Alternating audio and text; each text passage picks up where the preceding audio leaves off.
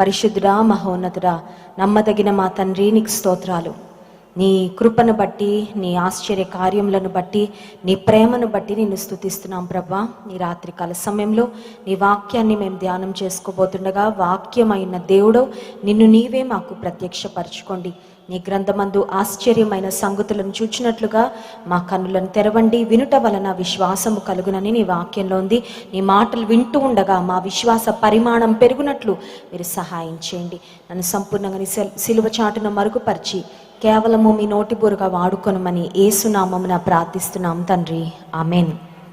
అబ్రహాము శారాల జీవితంలో జరిగిన ఒక సన్నివేశాన్ని, ఒక సంఘటనను, దేవుడు వారితో పలికిన ఒక మాటను ఈ రాత్రికాల సమయంలో మీకు జ్ఞాపకం చేయాలని ఆశపడుతున్నాను. ఆదికాండము 18వ అధ్యాయము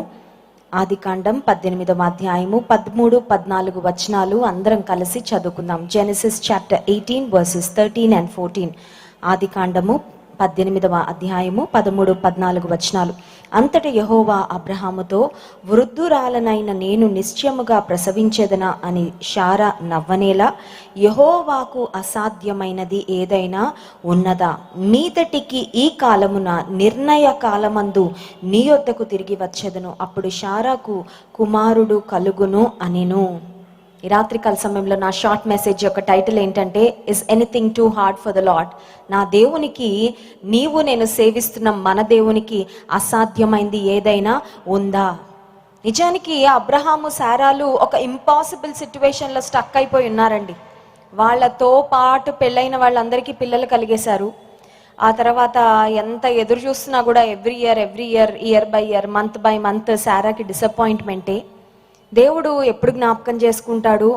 దేవుని ఇంత నమ్మకంగా మేము సేవిస్తున్నామే, ఇంతగా దేవుని ప్రేమిస్తున్నామే, దేవుడు మమ్మల్ని విడిచిపెట్టేశాడా, దేవుడు మమ్మల్ని మర్చిపోయాడా అని అనుకుంటున్న పరిస్థితుల్లో దేవుడు అబ్రహాముకు వాగ్దానం చేశాడు. ఏమనంటే, నీ సంతానాన్ని ఆకాశపు నక్షత్రముల వలె, సముద్రము ఇసుక రేణువుల వలె నేను విస్తరింపజేస్తాను అని వాగ్దానం చేశాడు. వాగ్దానం పెద్దగా ఉంది, కానీ అసలు ఆ జీవితంలో అప్పటికి వాగ్దాన నెరవేర్పు కొంచెం కూడా స్టార్ట్ అవ్వలేదు. మనుషులంగా మనం ఎలా ఎక్స్పెక్ట్ చేస్తామంటే, దేవుడు ఏదైనా కార్యం చేసేటప్పుడు యూజువల్గా గ్రాడ్యువల్గా ఆ ప్రాసెస్ ఉంటుందేమో అని మనం అనుకుంటాము. కానీ దేవుడు మనుషులు అనుకున్నట్లుగా, మనం అనుకున్న విధానాల్లో ఆయన పనిచేయడు. గాడ్ వర్క్స్ ఇన్ మిస్టీరియస్ వేస్. ఆయన పనిచేయడంలో ఆయన ప్రణాళికలు నిజంగా మానవ జ్ఞానానికి మించినవి, మన ఆలోచనలకు, మన తలంపులకు, ఊహలకు మించినవి. అబ్రహాము శారాలు అనుకున్నారు, పెద్ద వాగ్దానం చేశాడు. అంత పెద్ద వాగ్దానం ఎందుకు చేయాలి దేవుడు? అసలు ఇక్కడ ఏమీ లేదు. శారాకు ఒక బిడ్డ కూడా కలగలేదు. శారా గర్భమే తెరవబడలేదు. We are in disappointment. బహుశా చాలా మంది బ్లేమ్ చేస్తూ ఉండుంటారు, నువ్వు నిజమైన దేవుడని ఆరాధిస్తూ వెళ్తున్నావు, నీ బంధువుల్ని, నీ తండ్రి ఇంటి వారిని, స్వజనాన్ని అందరినీ విడిచిపెట్టి దేవుడు ఎక్కడికి చూపిస్తే అక్కడికి వెళ్తానని విశ్వాసంతో ప్రయాణం ప్రారంభించావు. But where is the reward? ఎక్కడ నీకు ప్రతిఫలం ఏంటి అని చుట్టూ ఉన్న వాళ్ళు ఖచ్చితంగా ప్రశ్నించి ఉంటారు. బైబిల్ గ్రంథంలో అన్ని డీటెయిల్స్ రాయబడలేదు, ఎందుకంటే అన్ని డీటెయిల్స్ రాయబడితే ఈ బైబిల్ మన చేతిలో సరిపోయేంత గ్రంథంగా ఉండదు. It will be so huge. అందుకనే బైబిల్లో కొన్ని ముఖ్యమైన మాటలే పరిశుద్ధాత్మ దేవుడు వ్రాయించారు. బట్ మనం ఊహించుకోవచ్చు, అబ్రహాము శారా ఎటువంటి మాటలు వారు భరించుంటారో, ఎటువంటి నిందలు భరించుంటారో, ఎటువంటి అవమానకరమైన పరిస్థితులు ఎదుర్కొని ఉంటారో, ఎటువంటి అసంతృప్తితో వారు ఉండుంటారో. ఎందుకంటే అబ్రహాము ఒకానొక సందర్భంలో దేవునితో అంటాడు, దేవా నన్ను ఎంత ఆశీర్వదించితే నాకేంటి, నాకు ఒక్క బిడ్డ కూడా లేడు, దమస్కు ఎలియజరే నా ఆస్తికి వారసుడవుతాడు కదా, నాకు బిడ్డలు లేనప్పుడు ఎంత నాకు ఇస్తే నాకేంటయ్యో ఉపయోగం? ఎలియజరు అంటే నా సేవకుడుగా ఉన్న ఎలియజర్కి ఈ ఆస్తి అంతా వెళ్తుంది కదా అని. It was definitely a word of dissatisfaction. అసంతృప్తితో కూడిన మాటలు. ఒక మాట మీకు చెప్పనివ్వండి, మీకు అసంతృప్తిగా ఉంటే యేసయ్య దగ్గరికి వెళ్ళి మీ అసంతృప్తిని వ్యక్తం చేయొచ్చు. దేవుడేం సీరియస్ అవ్వడు. హల్లెలూయా. దేవుడేం చంపకేసి కొట్టాడు, ఏంటి నువ్వు అలా మాట్లాడుతున్నావు అనడండి. ఎందుకంటే ఆయన మన పరలోకపు తండ్రి. If you're disappointed, just take your disappointments to God. నీకు బాధగా ఉంటే తీసుకెళ్ళి చెప్పు, అయ్యా నాకు బాధగా ఉందయ్యా. నీకు నిరాశగా ఉంటే చెప్పు, నాకు నిరాశగా ఉంది. నా జీవితంలో కొన్నిసార్లు ఏదన్నా పరిస్థితుల వల్ల నేను డిసప్పాయింట్ అయినప్పుడు నేను ఎవరికి చెప్పనండి, నేను యేసయ్యకి చెప్తాను.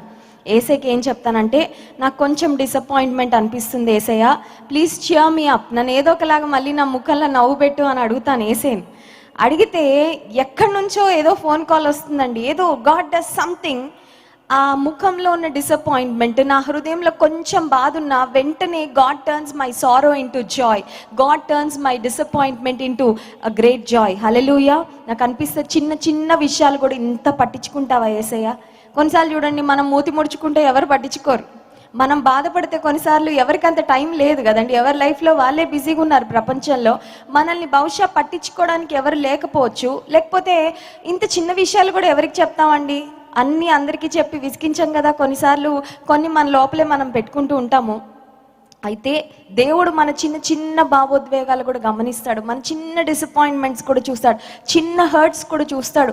నీ జీవితంలో జరిగే ప్రతి చిన్న పరిస్థితి కూడా ఆయన గమనించే దేవుడు. అబ్రహాము ఒక డిసప్పాయింట్మెంట్తో దేవునితో అంటున్నాడు, ఏం లాభమయ్యా ఎంత ఆశీర్వదించి, ఐఎమ్ స్టిల్ డిసప్పాయింటెడ్, నాకు ఇంకా సాటిస్ఫాక్షన్ అనిపించడం లేదు, ఐఎమ్ నాట్ కంటెంట్. దేవుడితో చెప్తే దేవుడు అనుకున్నాడు, అబ్రహాము నిన్ను ఎలా ఆనందపరచాలో నాకు తెలుసు అన్నాడు దేవుడు. Hallelujah. God knows how to make us happy. మనల్ని ఎలా సంతోష పెట్టాలో దేవునికి తెలుసు, మనల్ని ఎలా సంతృప్తి పరచాలో దేవునికి తెలుసు. మనకు విరోధంగా మన శత్రువులు మాట్లాడుతున్న మాటలను ఎలా వాటిని సైలెన్స్ చేయాలో దేవునికి బాగా తెలుసు. దేవుడు అబ్రహామును దర్శించాడు. ఆఫ్టర్ లాంగ్ వెయిటింగ్, 25 సంవత్సరాల వెయిటింగ్ తర్వాత, 25 సంవత్సరాల వెయిటింగ్లో బహుశా వీళ్ళే మర్చిపోయి ఉండొచ్చేమో. వాగ్దానం అయితే చేశాడు కానీ ఏమో ఇన్ని సంవత్సరాలు అయిపోయింది, నెరవేరుతుందో లేదో అన్నంత పరిస్థితులలో దేవుడు తిరిగి వారిని దర్శించి వారికి చెప్తున్న మాట ఏంటంటే, యెహోవాకు అసాధ్యమైనది ఏదైనా ఉన్నదా? ఈ రాత్రికాల సమయంలో ఈ గ్రౌండ్లో ఎంతమంది కూర్చుని ఉన్నారో వారందరితో కూడా దేవుడు ఇదే మాట మాట్లాడుతున్నాడు. అదేంటంటే, నాకు అసాధ్యమైంది ఏదైనా ఉందా అని దేవుడు అడుగుతున్నాడు. ఉందా లేదా? ఉందా లేదా చెప్పాలి. దేవునికి అసాధ్యమైంది ఏది లేదు. ఆమేన్. లేదంటే మరి దేవునికి ఏదో అసాధ్యం అన్నట్టు ఎందుకు బాధపడుతున్నారు? దేవునికి అసాధ్యం అన్నట్లు ఎందుకు కలవరపడుతున్నారు? దేవునికి అసాధ్యం అన్నట్లు ఎందుకు మూతి ముడుచుకొని కూర్చుంటున్నారు? దేవునికి నీ జీవితంలో ఏమి కార్యాలు చేయడానికి శక్తి, సామర్థ్యము, బలము లేదు అన్నట్లుగా ఎందుకు దిగులు పడుతున్నారు? నీ దేవుడు నీవు నేను సేవిస్తున్న దేవుడు, నిన్ను నన్ను రక్షించిన దేవుడు, నీవు నేను నమ్ముకున్న దేవుడు, ఆయన బలమైన కార్యాలు చేసే దేవుడు. హల్లెలూయా. అబ్రహాము సారాలు బహుశా అనుకొని ఉంటారు, దేవుడు వాగ్దానం చేశాడు, ఆయన మర్చిపోయాడేమో. Maybe God has forgotten us. దేవుడు బహుశా మమ్మల్ని మర్చిపోయాడేమో. దేవుడు బహుశా మాకు ఇచ్చిన వాగ్దానాన్ని నెరవేరుస్తాడో లేదో. మాట అయితే ఇచ్చేశాడు కానీ మాట నెరవేరుస్తాడో లేదో. యెషయా గ్రంథం 49వ అధ్యాయంలో 14వ వచనం నుండి మనం చదివినట్లయితే, ఐజాయా చాప్టర్ 49 ఫ్రమ్ వర్స్ 14, 14వ వచనం నుండి, అయితే సియోను, యెహోవా నిన్ను విడిచిపెట్టి ఉన్నాడు, ప్రభువు నన్ను మరచి ఉన్నాడని అనుకొనుచున్నది. సియోను అంటే ఎవరంటే గాడ్స్ పీపుల్. జాయన్, సియోను ఎవరు? సియోను వాసులు ఎవరంటే దేవుని ప్రజలు. దేవుని ప్రజలు అనుకుంటున్నారంట దేవుడు మమ్మల్ని విడిచిపెట్టేశాడు, దేవుడు మమ్మల్ని మర్చిపోయాడు. ఈ మాటలు ఎప్పుడు వస్తాయంటే, మనం చేస్తున్న ప్రార్థనలకి జవాబు లేట్ అవుతున్నప్పుడు అనిపిస్తుంది, మర్చిపోయాడేమోనండి, విడిచిపెట్టేశాడేమో అండి. Maybe God has forgotten us, maybe God has forsaken us. దేవుడు అంటున్నాడు, మీ మనసులో ఏం ఆలోచనలు వెళ్తున్నాయో నాకు తెలుసు. సియోను, నువ్వు అనుకుంటున్నావు నేను నిన్ను విడిచిపెట్టానని, నేను నిన్ను మర్చిపోయానని. అయితే దేవుడు చెప్తున్న మాట 15వ వచనం, స్త్రీ తన గర్భమున పుట్టిన బిడ్డను కరుణింపకుండా తన చంటి పిల్లను మరచునా? వారైనా మరచుదురు కానీ నేను నిన్ను మరువను. చూడుము, నా అరచేతుల మీదనే నిన్ను చెక్కి ఉన్నాను, నీ ప్రాకారములు నిత్యము నా ఎదుట ఉన్నవి. తల్లి ప్రేమను మించిన ప్రేమ ఈ లోకంలో ఏదీ లేదు. దేవుని ప్రేమ తర్వాత, బై ద వే, ఈరోజు mother's day. John Wesley ministries నుంచి ఇక్కడున్న తల్లులందరికీ మదర్స్ డే శుభాలు తెలియజేస్తున్నాము. తల్లి ప్రేమ చాలా గొప్ప ప్రేమ అండి. దేవుని ప్రేమను ఎలా అర్థం చేసుకోగలం? దేవుని ప్రేమ మనకి ప్రాక్టికల్గా ఎక్కడైనా కనబడుతుందా అంటే, తల్లి ప్రేమలో దేవుని ప్రేమ ఇమిడి ఉంటుంది. తల్లిలో ఆ ప్రేమ పోసింది, పెట్టింది కూడా దేవుడే. దేవుని ప్రేమ అల్టిమేట్ లవ్ అయితే దానికి కొంచెం దగ్గరగా ఉండేది తల్లి ప్రేమ అని మనం చెప్పుకోవచ్చు. ఒకవేళ తల్లి అయినా తను కన్న బిడ్డను మర్చిపోతుందేమో, కానీ నేను మాత్రం నిన్ను మర్చిపోను. నేను నిన్ను విడిచిపెట్టానని నువ్వు అనుకుంటున్నావు, but I have carved you, I have engraved you on the palms of my hands. దేవుడు అంటే నా చేతిలోకి ఏదో నేను తీసుకోలేదు, చెక్కేసుకున్నాను. చెక్కబడినప్పుడు అది మన బాడీలో భాగం అయిపోతుంది, అవునా కాదా? ఒక చెట్టులో ఏదైనా ఒక శిల్పము లేకపోతే ఏదైనా స్కల్ప్చర్ని ఒక చెట్టులోనే కొన్నిసార్లు చెక్కేస్తూ ఉంటారు. ఇంకా చెట్టులో అది భాగం అయిపోద్దండి. దేవుడు అంటున్నాడు, నేను నిన్నేదో నా చేతిలో నుండి తీసుకొని అప్పుడప్పుడు నా చేతిలో నుండి విడిచిపెట్టి వదిలిపెట్టే దేవుణ్ణి కాదు. చెక్కేసుకున్నాను నా చేతిలో, నా అరచేతుల్లో చెక్కేసుకున్నాను. I have engraved you on the palms of my hands. ఎందుకు చెక్కుకున్నానంటే నా కళ్ళ ఎదుటే నువ్వు నిత్యం ఉండాలని. హల్లెలూయా. చేతులను రోజులు ఎక్కువసేపు మనం వాడేది చేతులే చెప్పాలంటే. అఫ్ కోర్స్ నోరు వాడుతూ ఉంటాం, వి స్పీక్ అలాట్, నోటిని చాలా ఎక్కువ వాడుతూ ఉంటాం, కానీ చేతులతో చేసినన్ని పనులు బహుశా ఇంకా దేహంలో ఏ అవయవంతో మనం చేయమేమో. చేతులే ప్రతిదానికి ఆధారం. దేవుడు అంటున్నాడు, నా ఎదుట నిన్ను ఉంచుకోవాలని ఆశించిన అరచేతుల్లో నిన్ను నేను చెక్కుకున్నాను, నీ ప్రాకారములు నిత్యము నా ఎదుట ఉన్నవి.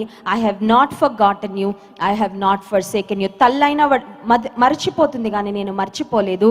ఒకవేళ ఇంకెవరైనా విడిచిపెట్టేస్తారేమో, కానీ నేను నా అరచేతుల్లో చెక్కుకున్నాను కాబట్టి మిమ్మల్ని నేను విడిచిపెట్టను అని రాత్రికాల సమయంలో దేవుడు వాగ్దానం చేస్తున్నాడు. ఇక్కడ ఈ మీటింగ్కి వచ్చిన వారు ఏ ఇంపాసిబిలిటీస్తో మీరు వచ్చారో నాకు తెలీదు. నా ఆరోగ్య సమస్యలండి, డాక్టర్స్ చెప్పారు ఇది ఇంకొక క్రానిక్ ప్రాబ్లం అయిపోయింది, I have to live with it my entire life. ఇంకా జీవితకాలం అంతా ఈ వ్యాధితో మందులు వేసుకుంటూనే, ట్రీట్మెంట్ తీసుకుంటూనే నేను ఇంక ఇలాగే బ్రతకాలంట డాక్టర్స్ చెప్పేశారు. Maybe there is a problem which is troubling you. ఏదైనా ఒక పెద్ద సమస్య మిమ్మల్ని బాధిస్తూ ఉండొచ్చు. మీరు అనుకుంటారు, జీవితకాలంలో ఈ సమస్య నుండి నేను విడుదల పొందడం అసాధ్యము, I will try to live with the problem. కొన్నిసార్లు చూడండి, సమస్యలు పరిష్కరించుకోవాలని చూస్తాము, పరిష్కరించుకోలేనప్పుడు సమస్యతో బ్రతకడం అలవాటు చేసేసుకుంటాం. You learn to live with the problem, you learn to live with the pain, you learn to live with the suffering, you learn to live with annoying people. నిన్ను బాధించేవారు, నిన్ను వేధించేవారు, నిన్ను శ్రమ పెట్టేవారు, నువ్వు తొలగించుకోలేవు అనుకున్నప్పుడు ఇంకా ఇది నా పార్ట్ ఆఫ్ మై లైఫ్ అని ఇంకా దాన్ని జీవితంలో మనసులో జీర్ణించేసుకొని బ్రతుకుతూ ఉంటాం. కానీ దేవుడు మాట్లాడుతున్నాడు ఈ రాత్రికాల సమయంలో, నువ్వు ఏ సమస్యలు నీ జ్ఞానముతో, నీ బలముతో, నీ శక్తితో, నీ సామర్థ్యంతో నువ్వు పరిష్కరించుకోలేకపోతున్నావో, నాకు అసాధ్యమైంది ఏదైనా ఉందా, నాకు అసాధ్యమైంది ఏది లేదు అని నువ్వు నమ్మితే అసాధ్యాలను నీ జీవితంలో సుసాధ్యం చేస్తాను అని వాగ్దానం చేస్తున్నాడండి. హల్లెలూయా. ఈ రాత్రికాల సమయంలో ఈ డేట్ రాసుకోండి. మీరు you can mention today's date. మీరు ఒకవేళ డైరీ తెచ్చుకుంటే రాసుకోండి, May 8th, 2022. ఇంపాసిబిలిటీ ఏదో రాసుకోండి. ఆ ఇంపాసిబిలిటీ మీద ఆ ఇంపాసిబిలిటీని క్రాస్ చేస్తూ ఈ మాట రాయండి, నా దేవునికి అసాధ్యమైనది ఏది లేదు. హల్లెలూయా. మనసులో కూడా అదే మాట చెక్ చేసుకోవాలి అంతే. ఇంకా సమస్య సమస్య సమస్య అని కాదు మనం చూడాల్సింది, నా దేవునికి అసాధ్యమైంది ఏది లేదు, నా దేవునికి సమస్తము సాధ్యము. ఆయన అద్భుతాలు చేసేవాడు, ఆయన ఆశ్చర్య కార్యాలు జరిగించేవాడు, ఆయన విడుదల ఇచ్చేవాడు, ఆయన జయం ఇచ్చేవాడు, ఆయన బలం ఇచ్చేవాడు, ఆయన నడిపించేవాడు. ఈ మాటలు ధ్యానం చేస్తూ ఉండగా ఈరోజు ఏ ఇంపాసిబిలిటీతో ఇక్కడికి వచ్చారో, next time, next blessing meet మళ్ళీ ఎప్పుడు మనం కలుసుకుంటామో అప్పటికి మీరే మళ్ళీ సాక్ష్యం చెప్తారు, దేవుడు అసాధ్యం అనుకున్నానండి, దేవుడు సుసాధ్యం చేశాడని. హల్లెలూయా. ఎన్నో సాక్ష్యాలండి పరిచర్యలో. ఈ పాండమిక్ ప్రారంభమైన తర్వాత కూడా ప్రపంచవ్యాప్తంగా తెలుగు ప్రజలు చాలా మంది ఆయా దేశాల నుండి మన మినిస్ట్రీకు కనెక్ట్ అయ్యి ప్రతిదినము దైవజనులు అందిస్తున్న వాక్యాన్ని వింటూ ఎంతగానో బలపడుతూ వారి జీవితాల్లో దేవుడు చేసిన సాక్ష్యాలను గురించి ఒక్కొక్కటి వింటూ ఉంటే నిజంగా ఒక్కొక్కసారి హృదయం నిండిపోద్ది, భోజనం కూడా తినాలనిపించదు. దేవుని యొక్క శక్తి, దేవుడు చేస్తున్న కార్యాలు. దేవుడు అంటున్నాడు, మీరే నాకు సాక్షులు, యు ఆర్ మై విట్నెసెస్. అది విట్నెస్, దేవుని కొరకు విట్నెస్ అబ్రహామే కాదు, శారానే కాదు, ఇస్సాకే కాదు, దావీదే కాదు, దానియేలే కాదు, పౌలు భక్తుడే కాదు, యోహానే కాదు, లేకపోతే పేతురే కాదు. దేవుడు అంటున్నాడు, మీరే నాకు సాక్షులు అంటున్నాడు. హల్లెలూయా. సాక్ష్యం ఎప్పుడు చెప్తామండి? కార్యం జరిగితే సాక్ష్యం చెప్తాము. And God is going to do amazing things in our lives. మన జీవితంలో ఊహకు మించిన కార్యాలు ఆయన జరిగించి, ఆయన మహిమ కొరకు ఆయన సాక్షులుగా మనల్ని నిలవబెట్టి అసాధ్యమైన కార్యాలు ఆయన సుసాధ్యం చేయగలడని మన జీవితంలో దేవుడు రుజువుపరచుకోబోతున్నాడు. కళ్ళు మూసుకోండి, ప్రార్థన చేసుకుందాం. పరిశుద్ధుడా, మహోన్నతుడా, నీవు సెలవిచ్చిన నీ మాటలను బట్టి వందనాలు. ఒకవేళ స్త్రీ అయినా తాను కనిన బిడ్డను మరుస్తుందేమో, కానీ నేను నిన్ను మరువనని సెలవిచ్చావు ప్రభా. నీ అరచేతులలో మమ్మల్ని చెక్కుకున్నావు, అందుకే స్తోత్రాలు. నీ ప్రేమ గొప్పదయ్యా, నీ ప్రేమ గొప్పది ప్రభా. ఈ రాత్రికాల సమయంలో ఈ బ్లెస్సింగ్ మీట్లో ఎంతమంది పాలు పొందుతున్నారు, ఎంతోమంది నీ ప్రజలు ఎంతో ప్రయాసతో ప్రభా మరి హైదరాబాద్, సికింద్రాబాద్ నలుమూలల నుండి నాయన ఈ ప్రాంతానికి వచ్చారు. ప్రతి ఒక్కరిని ప్రత్యేకమైన నీ దీవెనలతో నింపి పంపించండి అయ్యా. వారు ఏ సమస్యలతో వచ్చారో మాకు తెలియదు, కానీ గొప్ప పరిష్కారాలు వారికి ఇవ్వండి ప్రభా. నెక్స్ట్ టైం ఈ విధంగా మేము గ్యాదర్ అయినప్పుడు ప్రభు మా జీవితాల్లో జ్ఞాపకం చేసుకున్నాడు, మా జీవితంలో ఇట్టి కార్యాలు చేశాడని వారు సాక్ష్యం ఇచ్చినట్లుగా అసాధ్యాలను వారి జీవితంలో సాధ్యపరిచి నీ నామమునకు మహిమ తెచ్చుకొనుమని యేసు నామమున ప్రార్థిస్తున్నాం తండ్రి, ఆమేన్.